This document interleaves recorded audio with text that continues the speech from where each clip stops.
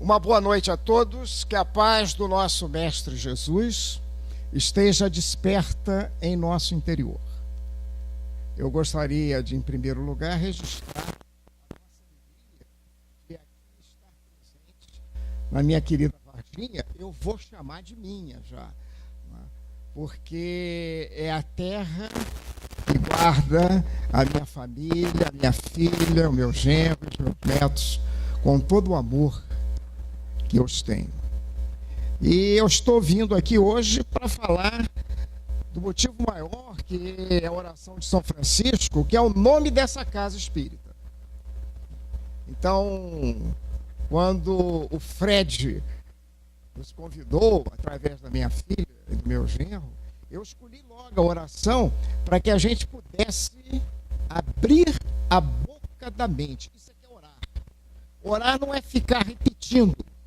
Aliás, foi cantada aqui a oração do Pai Nosso. Quantas vezes Jesus repetiu o Pai Nosso? Nenhuma. Porque a oração, como é abertura de boca, boca da alma, da nossa mente, é algo para ser realizado. É compromisso. Não é para ficar repetindo. O pior de tudo é que ainda se usa uma repetição das mais lindas orações para resgatar erros. Isso realmente não faz o menor sentido. A oração é para ser vivida. E hoje nós vamos estudar uma oração, eu esquematizei a oração de São Francisco, que é uma oração que tem princípio, meio e fim. É uma oração que nos mostra claramente o quanto é importante você programar e organizar a sua vida. E eu escolhi para fazer uma ligação com essa oração o Evangelho de João. Aliás, não podia ser outro, né? O João Evangelista, ele volta na carne mais tarde, no século XII, século XIII, na figura querida de Francisco de Assis. Então essa oração, ela é toda de João, ela é toda de Francisco, mas não foi escrita por Francisco. Essa oração, ela surgiu em 1912, um pouco antes da Primeira Guerra Mundial, na cidadezinha pequenininha, na Normandie Française, né, numa igreja, quando os padres pediram à população para que escrevesse a respeito da paz. Tanto que essa é a oração da paz. Mais tarde que mudou o nome por oração de São Francisco. Então ela surgiu em 1912, é uma oração anônima. Depois ela foi publicada 1, 2, 3 vezes, foi a Roma. E em Roma foi impressa, assim como vocês receberam o papelzinho, e no verso havia a figura de Francisco. Daí a ligação, né? A oração da paz passou a ser chamada aproximadamente, já durante a guerra, em 1917, por aí, a oração de São Francisco de Assis. Ela é toda franciscana. Não existe nessa oração um pedido para o ego pessoal. Não tem. Eu esquematizei ali para vocês, ela tem um objetivo, ela tem um programa de vida, tem uma lição franciscana, porque o franciscano é humilde, em primeiro lugar, pelo coração. E ela tem uma terapia espiritual. E termina com amém. Oração sem amém não vale. O amém é em grego, é em hebraico, é em português, assim seja, né? É compromisso. O amém significa eu assinei, reconheci a firma. Agora aquele documento ali é para valer. Oração sem amém não vale. Aliás, o Renato Teixeira já tinha nos dito isso. O cancioneiro popular, todos conhecem o Renato Teixeira, fez romaria.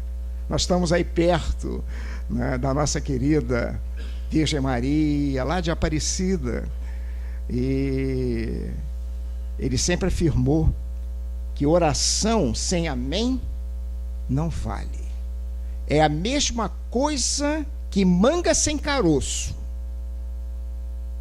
Já comeu uma manga sem caroço? Dá aquele prazer, né, do dente ficar comprometido pelos fiapos. É oração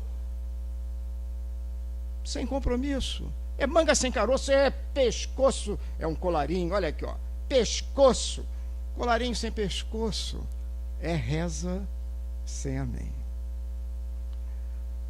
Na realidade, a oração de São Francisco, ela é considerada a segunda oração mais linda da cristandade. Então vamos fazer o seguinte, para entender essa oração, vamos pegar o Evangelho de João, extremamente simbólico, é um evangelho mediunizado. Vocês vão ver, eu vou ler o evangelho para vocês, vocês vão ver que nesse evangelho ele não diz eu, etc., é sempre o discípulo amado. Ele não fala no seu evangelho que ele fez isso, ele não sei o quê. É como se alguém tivesse falando para ele, ó, isso aqui é mediunidade, olha lá, e ele passou aquilo para o papel, olha lá. Ele é um médium. Aliás, começa a oração de São Francisco exatamente assim: Senhor, fazei de mim um instrumento da vossa paz. Ele é um instrumento. Não é paz do mundo. A paz do mundo é entre duas guerras, não é assim? Um armistício. É a paz espiritual que nada, Jesus nos ensinou isso, que nada desse mundo aqui poderá afetar. Aliás, o espírito é evoluído quando ele demonstra isso, né? Quando ele é atrasado, qualquer coisa que afeta, ele perde a estribeira, ele perde a paciência. Aliás, ele não perde paciência coisa nenhuma, que é algo que ele não tem. Como é que ele vai perder? Então, a oração de São Francisco já nos mostra no seu objetivo. O objetivo é esse aí, ó, é ser o intermediário desse processo para trazer para a humanidade o que ela mais precisa, que é a paz. A gente conhece o ser evoluído, Pietro Baldi é que nos ensinava isso. Quando, nos momentos difíceis da vida, ele mantém essa paz. Se ele não mantiver, eu diria como espírita, vai ter que reencarnar muito, né? Até conseguir esse salto evolutivo. Mas vamos ao Evangelho de João. Eu vou ler rapidamente porque o tempo é curto, porque a gente poderia ficar semanas aqui interpretando esse Evangelho, né? A aparição de Jesus no lago de Tiberíades. Não é mar, porque aquilo lá não é mar, é um lago. Mas observe que o Evangelho é todo certinho. É o mar da existência nossa. Vocês vão ver que eles vão entrar numa barca, e lá naquela barca, que é o processo da reencarnação, ó, eu estou numa barca aqui, ó, reencarnado. Estênio é duro, teimoso, complicado, ou ser difícil, tem que aprender muito. Esse é o lado negativo do meu nome. Nome é a manifestação externa da sua essência. E nós vivemos no mundo dual. Tem um lado negativo e um lado positivo. Qual é o lado positivo de ser duro? Não é duro, materialmente falando. Às vezes a pessoa tem que ter dureza na vida, porque a vida nos traz momentos difíceis. Quem não passou aqui por um momento difícil? No mar da existência.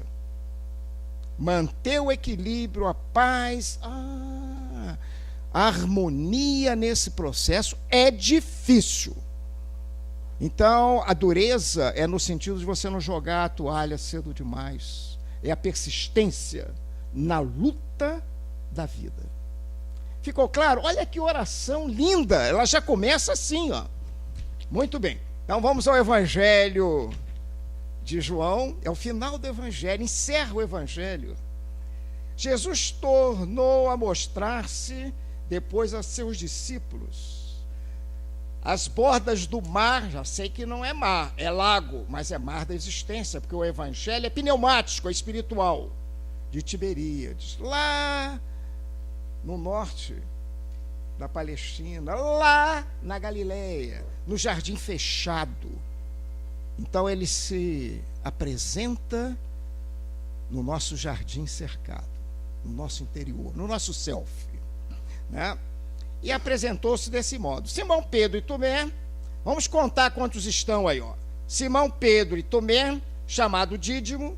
Dídimo em grego é gêmeos. E Tomé também significa gêmeo. O nome dele não era Tomé nem Dídimo. O nome desse apóstolo era Judas. Ioda. Manifestava uma vibração divina.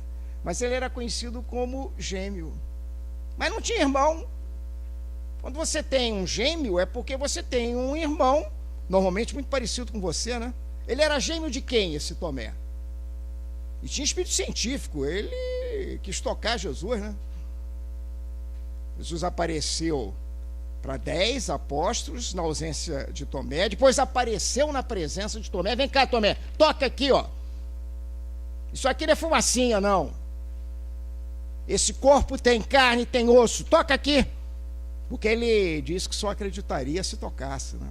E Tomé tocou. E a partir daquele momento não precisou mais de fenômeno. O homem atrasado é que precisa de um fenômeno. Depois ele quer outro, quer outro, quer outro. Nós espíritas normalmente somos assim. Adoramos um fenômeno. Quantas vezes Jesus apareceu para Maria depois da cruz? Nenhuma. Não precisa. Espírito evoluído não precisa de fenômeno. Então vamos lá. Tomé, chamado Dídimo. Natanael, que era de Caná da Galileia, lá onde a água se transformou em vinho, né, assim. Os filhos de Zebedeu. Quem eram os filhos de Zebedeu? Tiago menor e João Evangelista, o que escreveu aqui o Evangelho. E 2 outros que não são nominados. Quantos são aí, hein? 7. Ó, Pedro, Tomé, Natanael, 2 filhos de Zebedeu, 5. E 2 outros que eles não falam. O Evangelho de João é todo cétuplo. Todo o Evangelho é numeral. Qual é o significado de 7, hein? Na numerologia. Quantas são as igrejas? Quantos são os cálices? Esse mesmo João que escreveu isso, hein? No Apocalipse. Quantos são os selos? 7. Não é 1, 2, 3, 4, 5, 6, 7. É a perfeição de um determinado nível evolutivo. Eu coloquei ali no quadro uma estrutura nossa de ser encarnado. Eu aqui, por exemplo, ó, eu tenho um corpo físico, 1. Eu tenho uma aura que nesse momento está vibrando e está mandando aí cordõezinhos amarelinhos, né? Eu quero mexer no intelecto de vocês, olha lá, tá? Então, eu tenho uma aura, é assim que o espírita chama isso, é esse corpo de energia que me envolve, ó. Eu tenho um assédio do meu emocional, que o espírita chama de perispírito. Eu tenho esse racional contínuo aqui, ó, que é o meu intelecto, que eu recebi quando entrei em que reino, hein? No reino nominal. O que é que eu recebi quando entrei no reino nominal? Vindo dos reinos infra-humanos. Mineral só tem atração. Vegetal, atração e sensibilidade. Busca o sol para se alimentar. Animal, tem atração, sensibilidade e instinto, olha lá. Aí quando ele estava prontinho, esse espírito foi tratado no plano espiritual, no Éden, no Jardim das Delícias. Está lá em Moisés, isso claramente. Ó. E foi dado a ele uma orientação: não coma da árvore do bem e do mal, olha lá.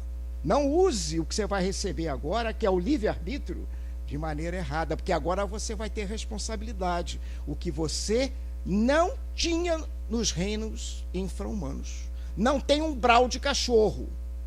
Já imaginou um umbral de barata? Não existe isso. Agora tem umbral e até coisas mais densas para o reino nominal. Esse é o Adão, o Adhan, os primeiros estágios de consciência do ser. Quem eu sou? De onde é que eu vim? Para onde é que eu vou? Aí o plano espiritual, questão 262 do Livro dos Espíritos. Leiam a questão 262 do Livro dos Espíritos. O plano espiritual mais evoluído vai lá e orienta ele. Igual mamãe e papai orientando o seu filhinho. E vai largando para que ele tenha o caminhar com seus pés. É assim que a lei nos pede, olha lá.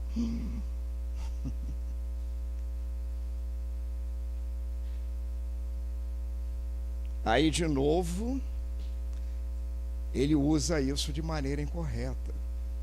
Ele teve a liberdade, então ele teve o livre-arbítrio, a razão contínua que ele não tinha no reino animal, e ele tinha a responsabilidade desse processo. Foi isso que ele recebeu. Aí, de novo, ele colocou o nariz empinado, eu sou o dono de tudo, olha lá. É interessante que Moisés, explicando isso há anos e anos atrás, né, disse que a partir daquele momento, ele escondeu atrás da árvore, aquela estrutura que eu vou mostrar para vocês é a árvore na cábala judaica. Ele se escondeu nessa estrutura. E a gente, quando tem medo, a gente foge direitinho para ela, né? Basta você dormir, desdobrar, bate no plano espiritual, às vezes encontra lá uma paisagem, ou então uma inimizade, aí você quer voltar direto para ela, né? Aí tem uma dificuldade enorme, né? Quer acordar e não consegue, quer falar e não sai, palpitação. Faça oração, olha uma oração linda de São Francisco. Mexe as pontinhas, que são fontes de energia que você vai bater nesse teu corpinho aí mais denso, de maneira mais correta, mais sensata, mais harmônica. Então lá em Moisés diz que ele tentou se esconder atrás da árvore, nessa estrutura, que eu vou chamar de persona, de máscara, aquele quadrado da forma ali, ó. Se vocês repararem, o corpo físico é Natanael, o que Deus nos deu, eu tenho uma responsabilidade danada a respeito disso, né? Tomé é gêmeo de quem? Então, a nossa aura é reflexo do corpo físico, parece demais. Ele recebeu esse nome porque ele era gêmeo de Jesus. Não gêmeo de ter nascido do mesmo pai, da mesma mãe. Ele era gêmeo de Jesus no temperamento, nas coisas positivas que ele fazia. Tanto que depois ele sai dali, vai lá desencarnar na Índia, né?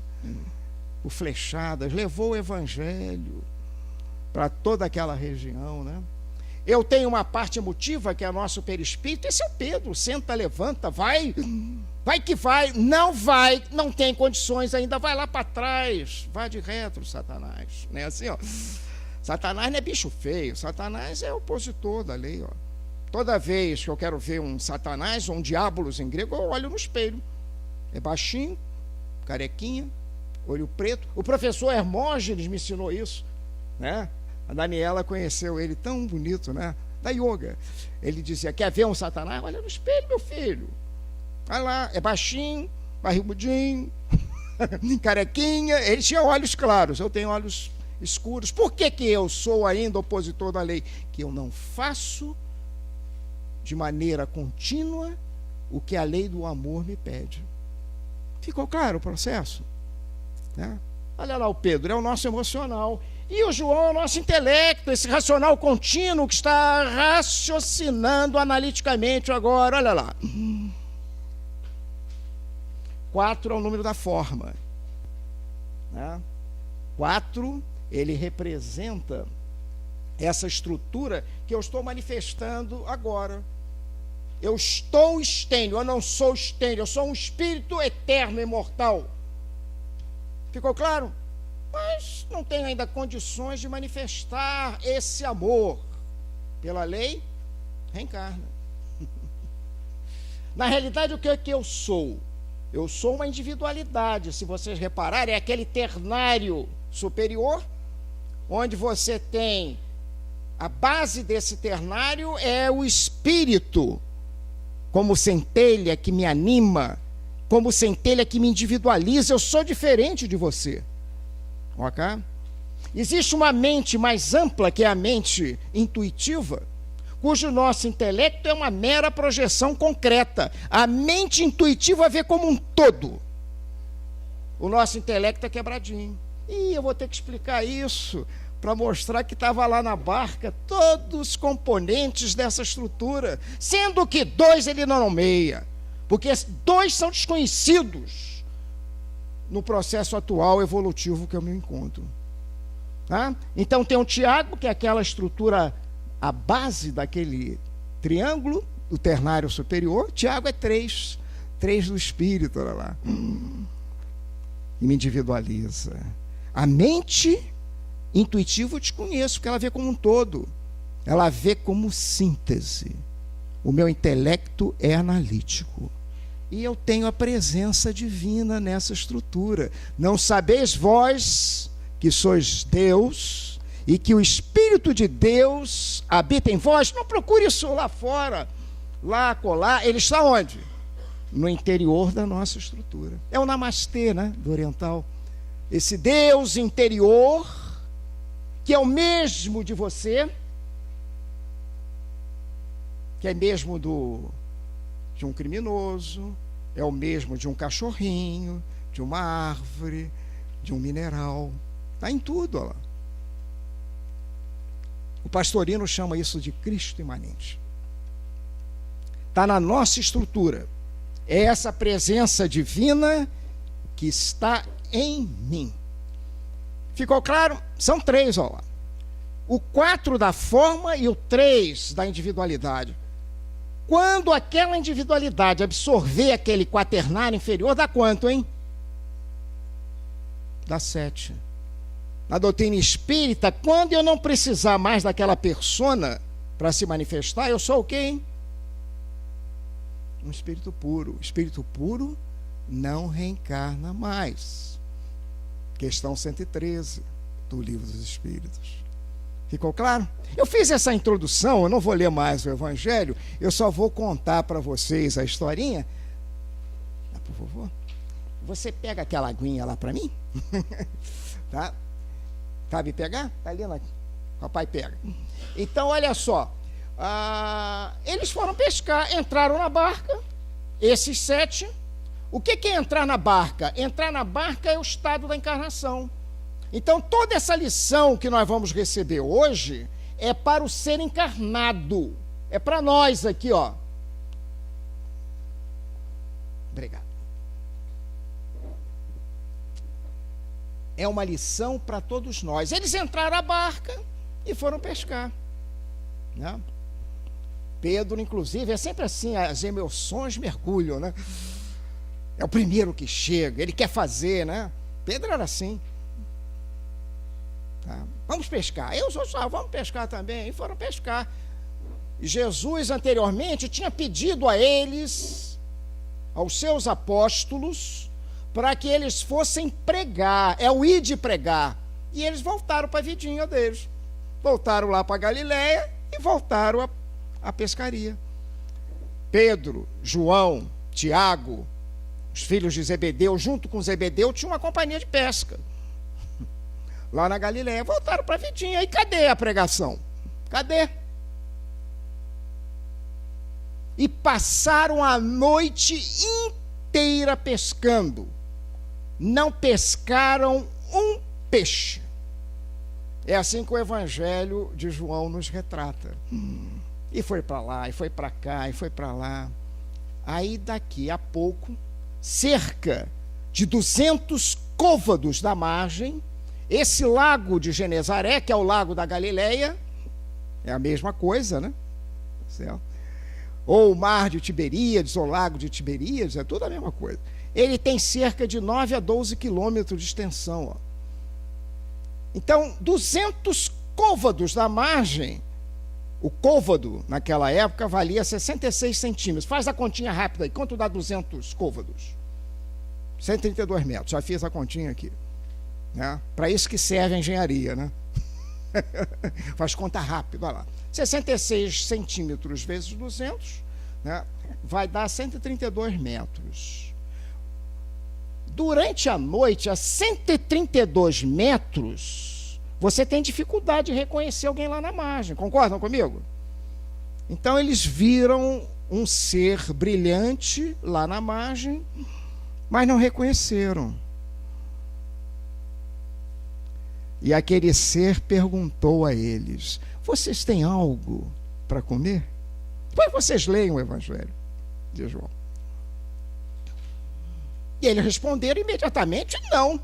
Passamos a noite inteira, não pescamos nada.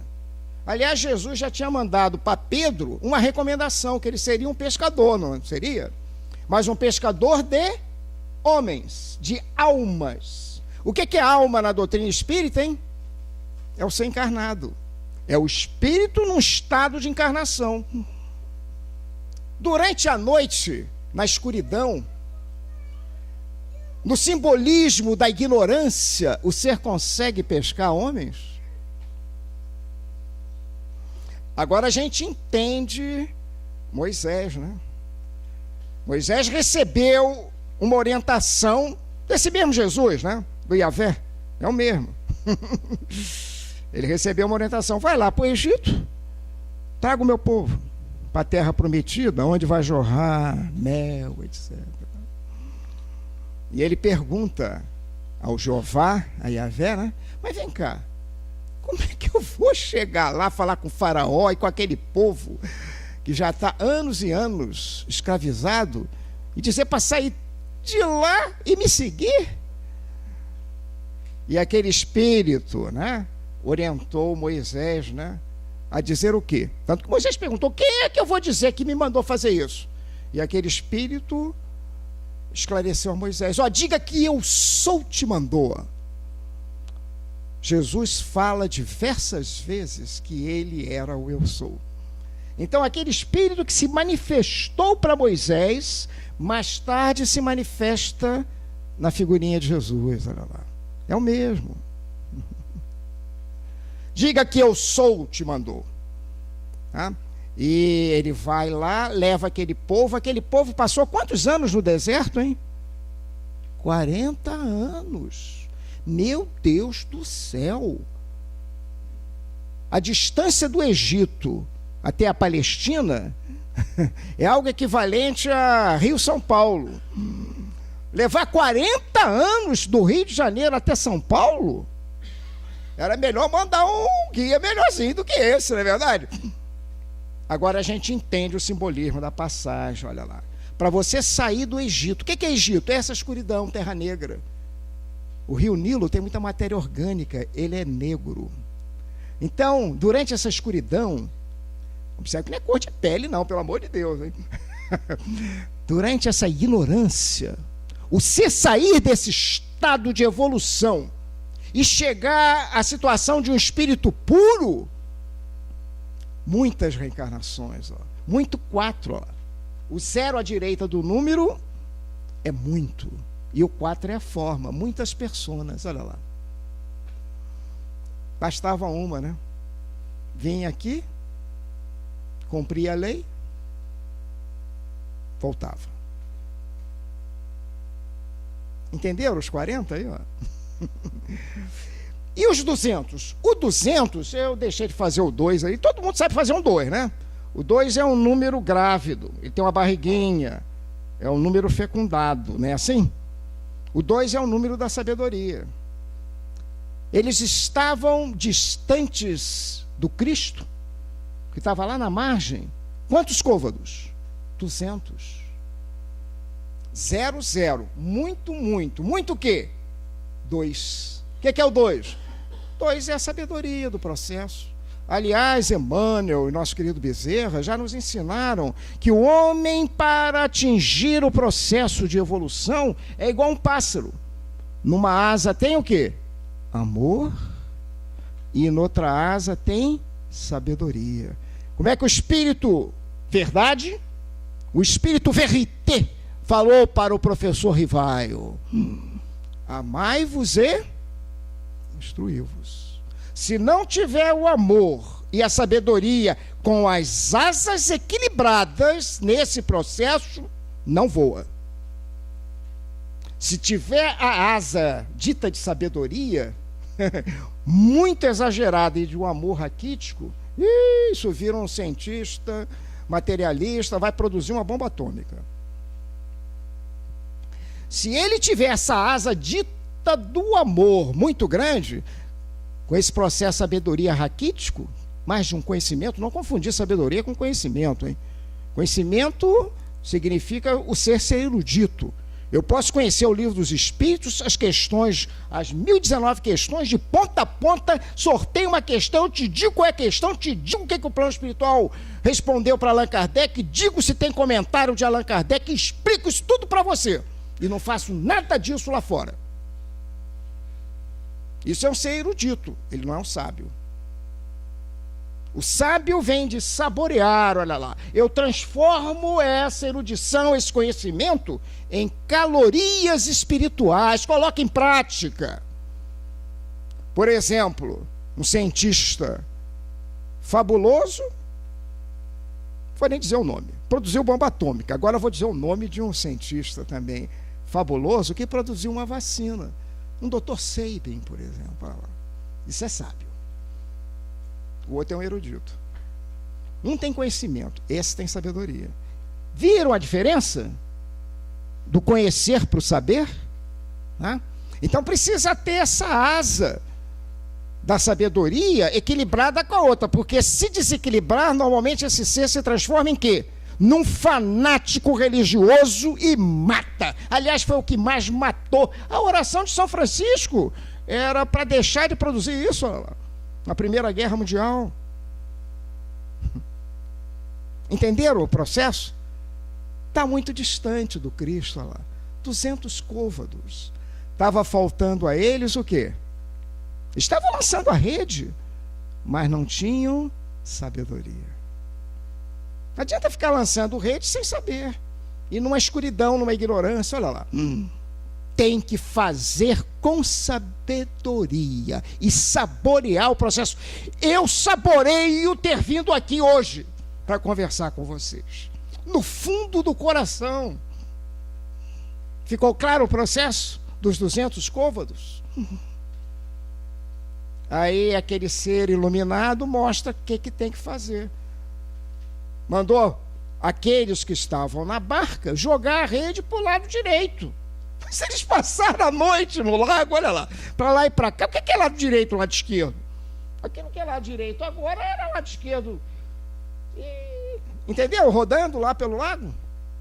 Aí eles lançaram a rede no lado direito. Para entender esse lado direito, eu vou pegar a oração de São Francisco. Lança no lado direito. Olha o lado direito lá, eu grifei, ó. Lado direito é paz, amor, perdão, fé, verdade, esperança, luz, união e alegria. E o que eles estavam fazendo? Jogando para o lado esquerdo, errado. Ódio, injúria, dúvida, mentira, desespero, treva, discórdia, tristeza. Tristeza é triste. São Francisco dizia, ensinava aos freios menores, frei triste, triste frei. Tem que ter alegria nesse processo e fazer com amor. Olha que programa de vida aquilo ali, hein? É isso que está faltando para você atingir o quê? A paz. Atingir que situação? Aquela individualidade onde eu não vou precisar mais de persona para se manifestar. Está difícil entender isso? Então, João Velhinho, ele dizia assim, lá na cidade de Éfeso, já tinha cuidado de Maria, Maria já tinha desencarnado, a mãezinha dele, né, que Jesus colocou Maria como mãe desse João, né? João, eis a tua mãe. Senhora, eis o teu filho. E ele cuidou de Maria como um filho. Por isso que João representa a humanidade. Maria é mãe da humanidade. Ele já velhinho, ele ia nas sinagogas e levava a mensagem do Cristo. E ele sempre dizia, irmãos, amai-vos uns aos outros. E ficava repetindo isso, né? Tanto que um discípulo dele, Policarpo, chegou para João e disse, João, não dá para você mudar, não? Porque ninguém aguenta mais esse amai-vos uns aos outros. E ele respondeu para o seu discípulo, né? É isso que está faltando, meu amigo. Então eu vou mostrar o que está faltando para conseguir essa paz. Que lição, né? Morreu velhinho. Velhinho, velhinho, velhinho. Muito bem. Eles jogaram a rede para o lado direito. Isto é, com sabedoria, paz, amor, perdão, fé, verdade, esperança, luz, união e alegria. E quando puxaram a rede quase que arrebentou. Essa rede não arrebenta nunca, porque essa rede representa o amor. E ela vai pescar peixes graúdos. Se vocês lerem no Evangelho, quantos peixes foram pescados? 153 peixes. Aí os teólogos começam a discutir, mas o que é 153? Aí não sei o quê, porque uma escola depois teve 153 alunos. Não sei. O Evangelho de João é numérico. É só fazer a numerologia. Quanto dá o 153? Somos números. Faz a gematria, dá quanto? 9. O que representa o número 9? É o eremita, é aquele ser que já traz uma lanterna com luz para tirar o seu semelhante dessa escuridão. Então é peixe graúdo que um verdadeiro cristão tem que pescar. Ficou claro? No Evangelho de João? Né?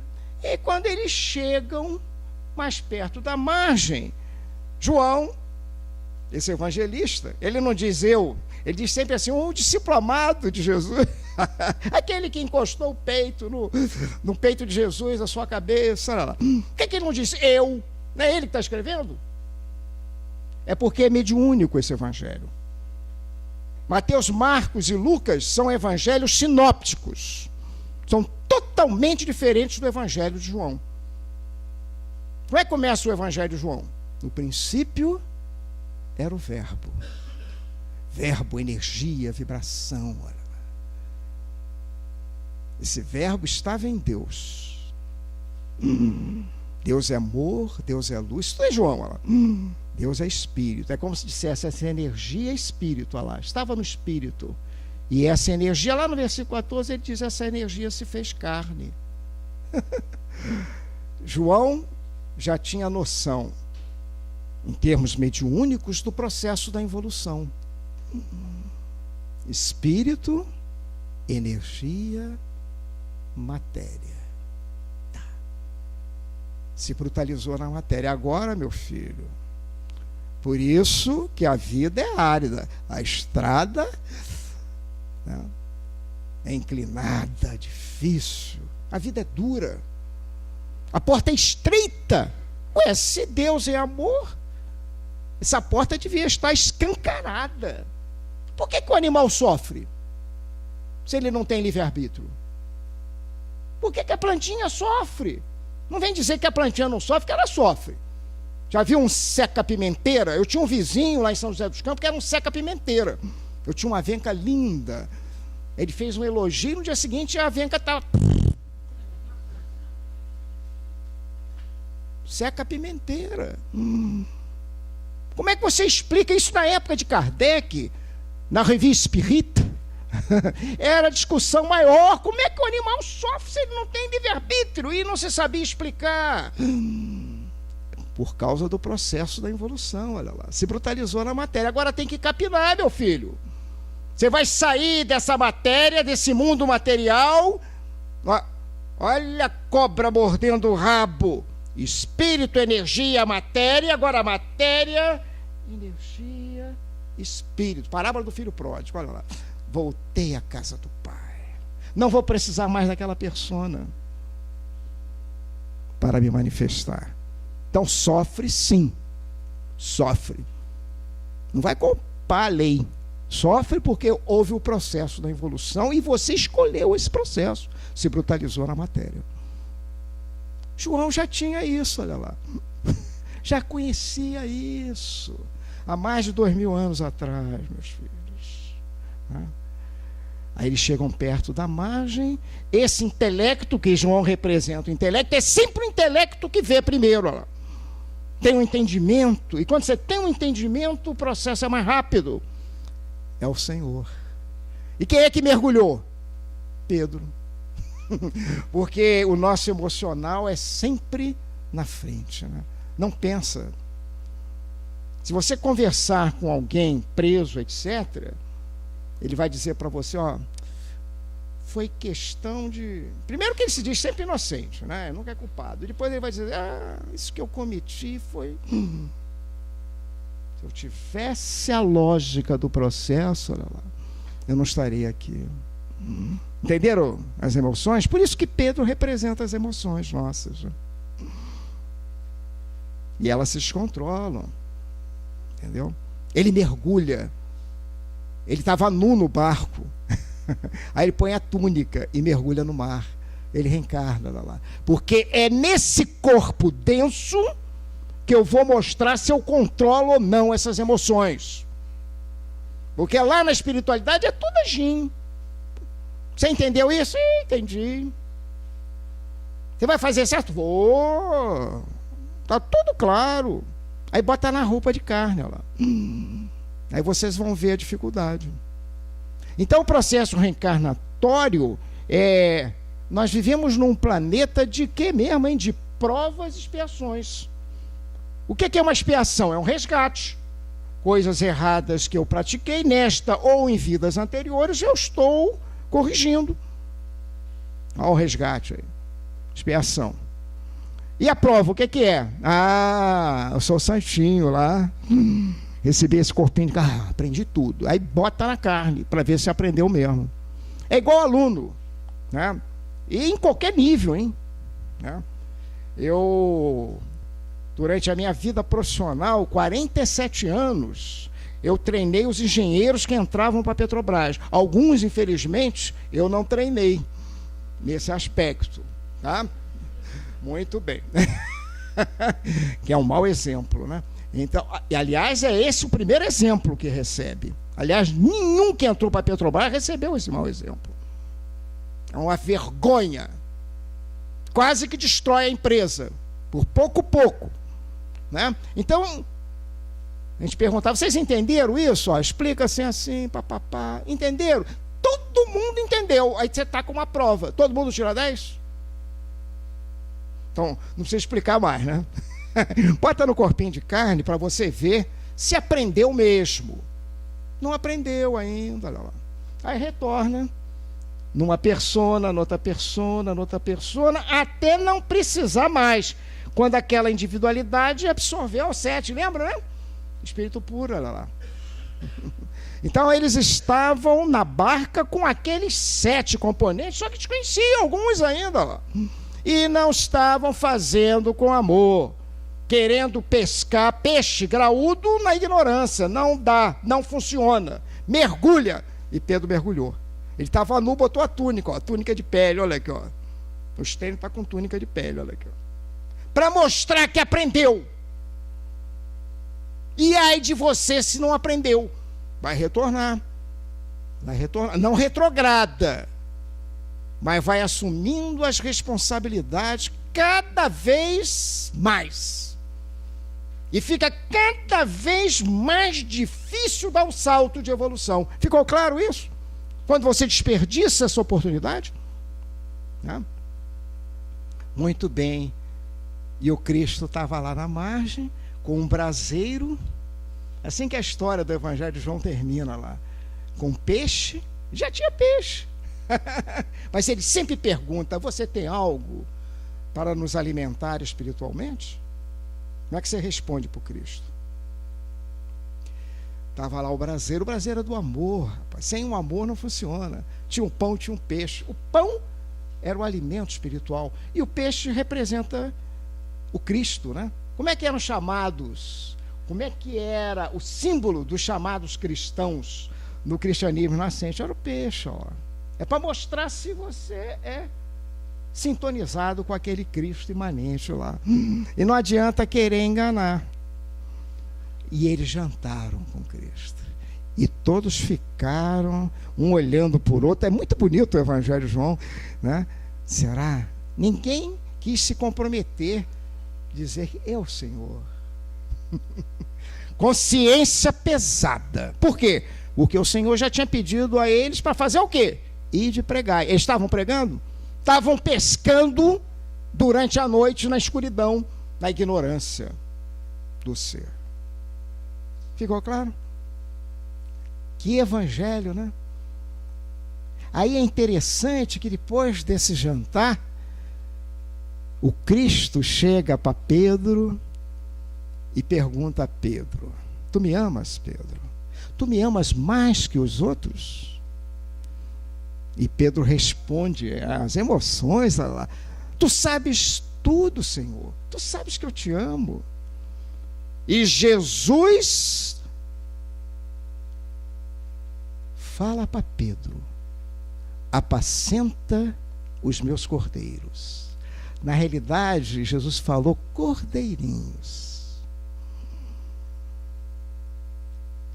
Segunda vez, Jesus para Pedro: Pedro, tu me amas? Estou vendo até a cara do Pedro. Senhor, tu sabes que eu te amo? Pedro, eu não sei falar como Jesus, tá? Eu vou tentar imitar aqui, pelo amor de Deus, né? Pedro, apacenta os meus cordeirinhos. Pela terceira vez: Pedro, tu me amas? Aí Pedro se descontrolou. Senhor, tu sabes, eu estou tentando imitar Pedro, tu sabes perfeitamente que eu te amo. Olha, responder isso para o Cristo, face to face. Jesus falou para ele, vai mudar, hein? Pedro, apacenta as minhas ovelhinhas. Primeiro cordeirinhos, depois ovelhinhas. No original em grego, Pedro, tu me amas? Esse amor aqui é o ágape. É o amor divino. É o amor na plenitude do ser. Então ele perguntou a Pedro se ele tinha esse ágape. E Pedro respondeu para ele, no original em grego, é filia. Esse amor é o amor filial, né? Da mamãe com seu filhinho, olha lá. É o amor de amigo. Inclusive, o amor de amigo está acima do amor de mãe. Jesus é que falou isso. Estou repetindo o que Jesus falou. Agora, você imagina uma mãe amiga. Pedro tinha esse amor. Ele não tinha o ágape, o amor divino. Mas ele tinha aquele amor por Jesus, Cristo. E esse Cristo aí é uma qualidade de Jesus, é um giro da vibração divina, não é sobrenome de Jesus, esse Cristo é a qualidade daquele ser. Ele era impregnado dessa vibração divina. E ele respondeu para Jesus, filia de novo. Aí por último Jesus, como se dissesse assim: Pedro, já te entendi, Pedro. Você não tem condições do ágape, por enquanto. Tu me amas? Aí Jesus usou filia. Aí ele respondeu na plenitude: tu sabes perfeitamente, Senhor, filia, que eu tenho esse amor por você. Primeiro, apacentar cordeiro. Cordeiro? Quem era o cordeiro de Deus que veio tirar os erros do mundo? Era Jesus. Então era um amor desse Cristo. Eu não tenho esse amor aí, ó. Pedro não tinha. Mas ele tinha filia.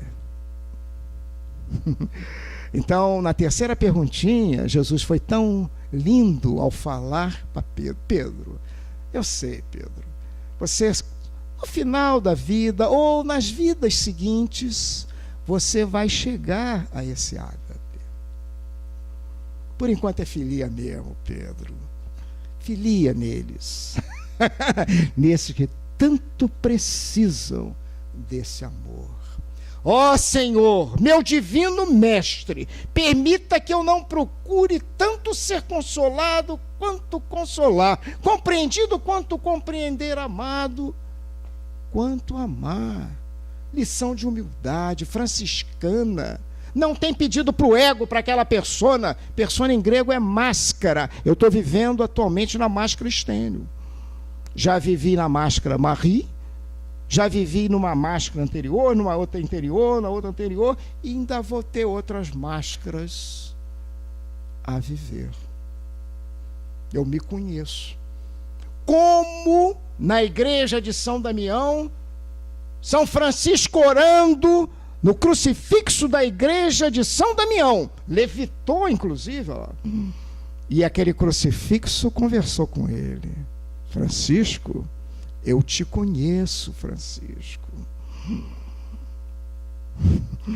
Ele mesmo falou isso para Pedro: ó, Pedro, eu te conheço, você está no nível filia, né? Ah, como eu gostaria de estar nesse nível filia. Tá? E que mais? Aquele crucifixo falou para Francisco: Francisco, você tem que reconstruir a minha igreja.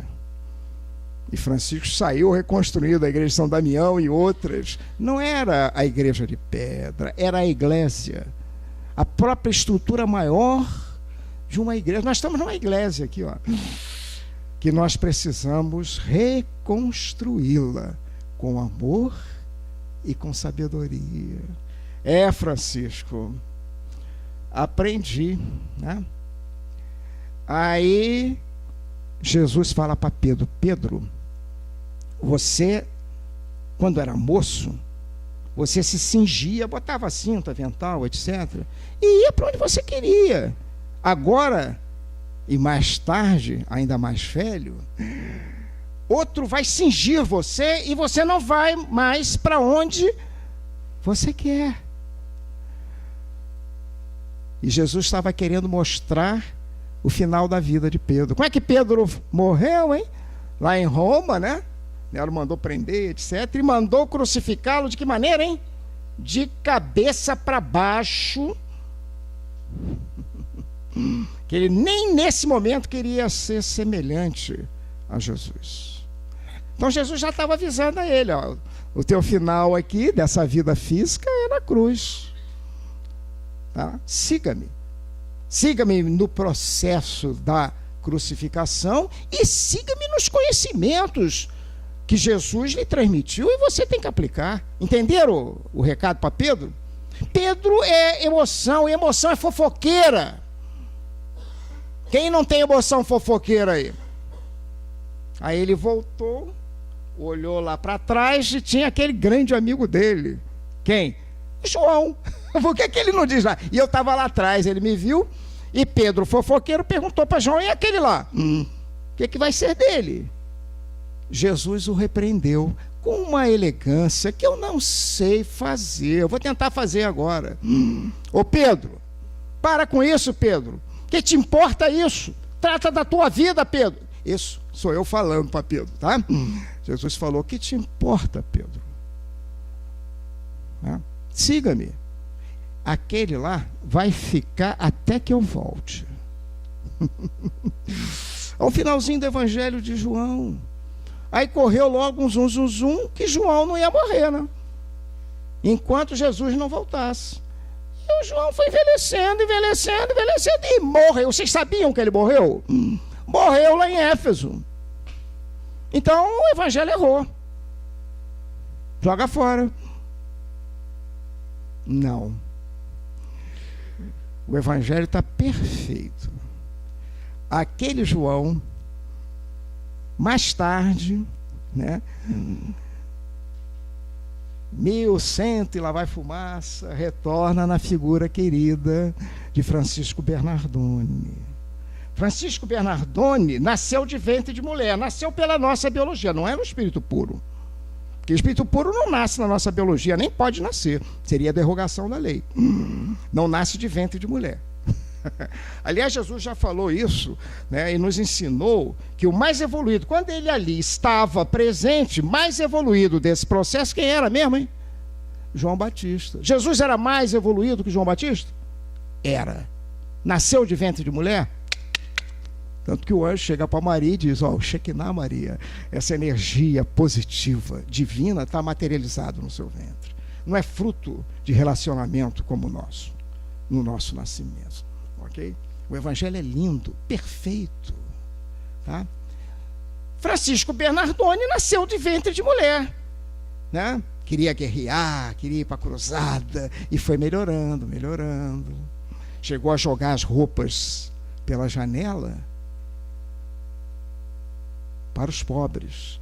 Se eu jogo as roupas pela janela, lá na Praça Paris, número 114, em São José dos Campos, eu não viro Francisco de Assis. Pode me internar que eu estou doido, varrido, porque eu não tenho esse amadurecimento espiritual. Ficou claro? Aí no finalzinho, lá no Monte Alverne, em oração, Francisco pede ao Senhor que ele pudesse sofrer no corpo a mesma dor que Jesus sofreu, dentro das suas limitações, como Francisco.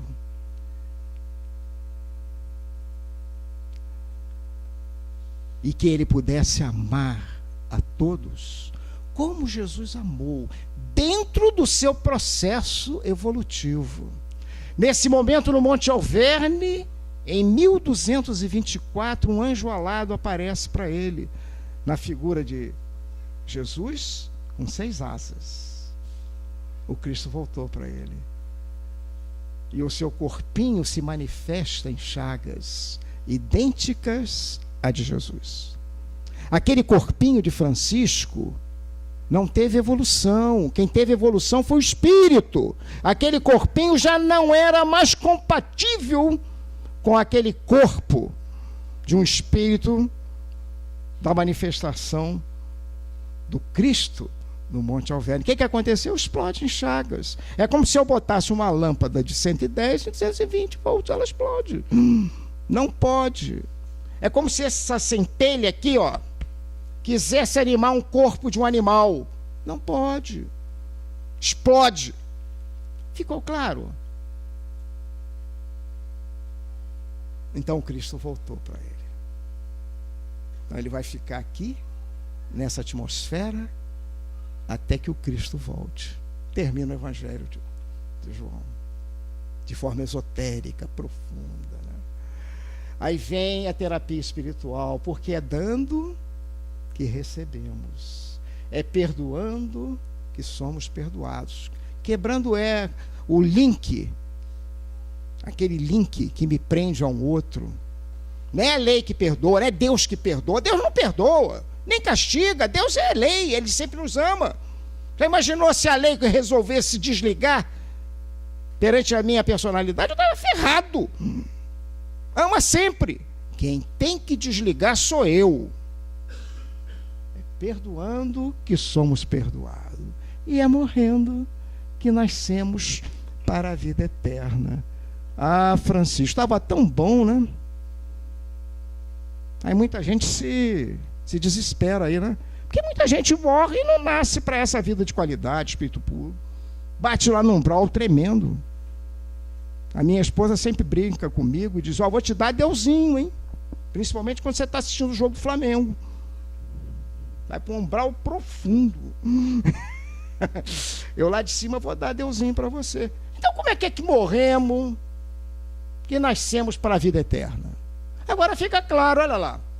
Na hora em que eu morrer naquela persona, não precisar mais daquela persona para manifestar nesse plano, eu vou nascer aonde? Na individualidade, nessa vida de qualidade, nessa vida espiritual.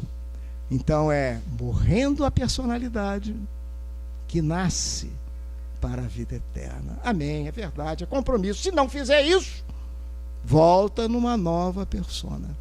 Ficou claro? Podemos fazer oração para encerrar? Hein, Robson? Olha, não briguei tanto contigo, hein? Então, como nós falamos de Francisco, e como nós falamos de João, quem era a mãezinha deles, hein? A mãe espiritual. Maria. É tão difícil entender o Evangelho de João, né? Orígenes, um dos pais da igreja, sempre dizia: o Evangelho difícil. Eu leio, não entendo, leio, não entendo. Eu peço ajuda a Maria. E eu descubro. Então vamos agradecer. Posso desligar? Eu quero fazer a oração e dar um passe coletivo a todos vocês. um passe de agradecimento a Maria.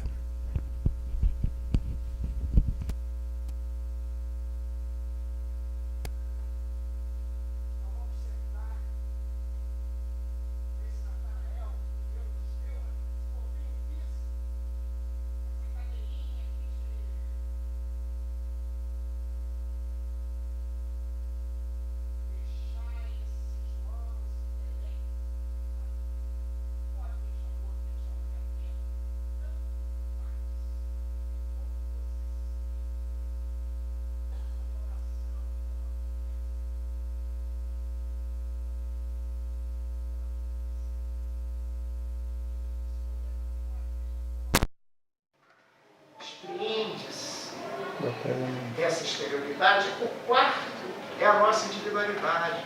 Busque lá da forma que você se sentir.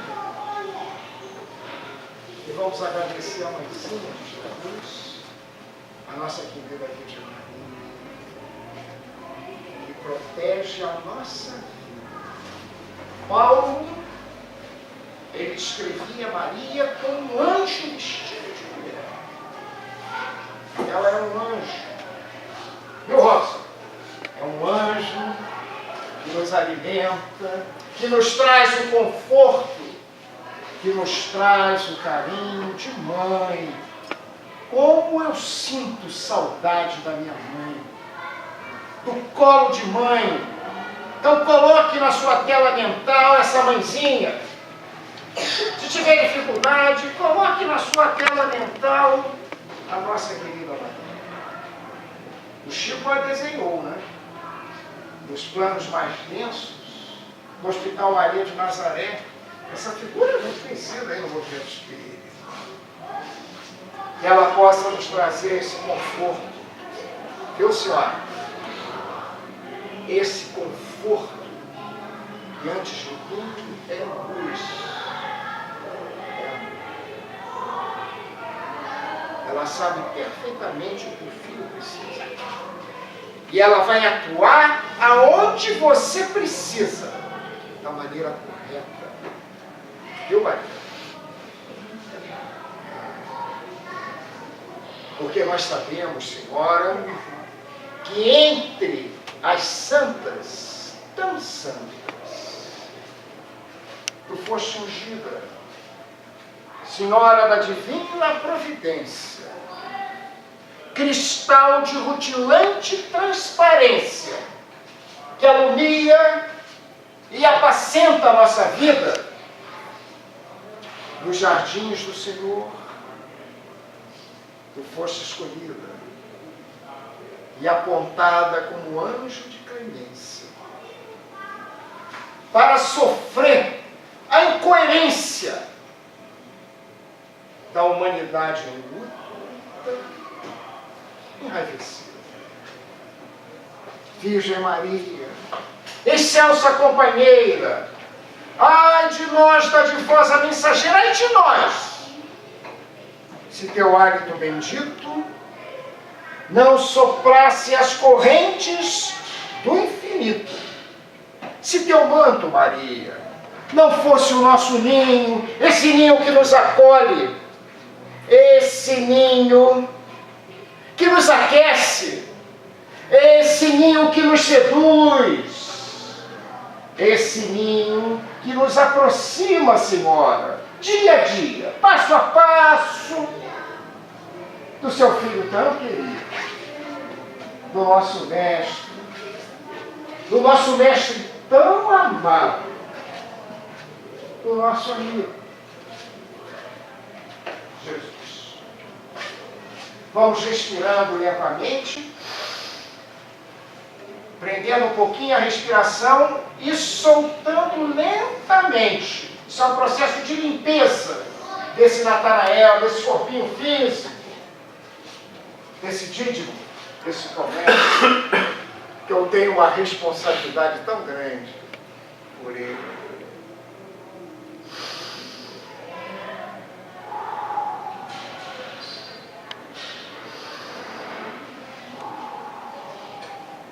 Uma boa noite para todos.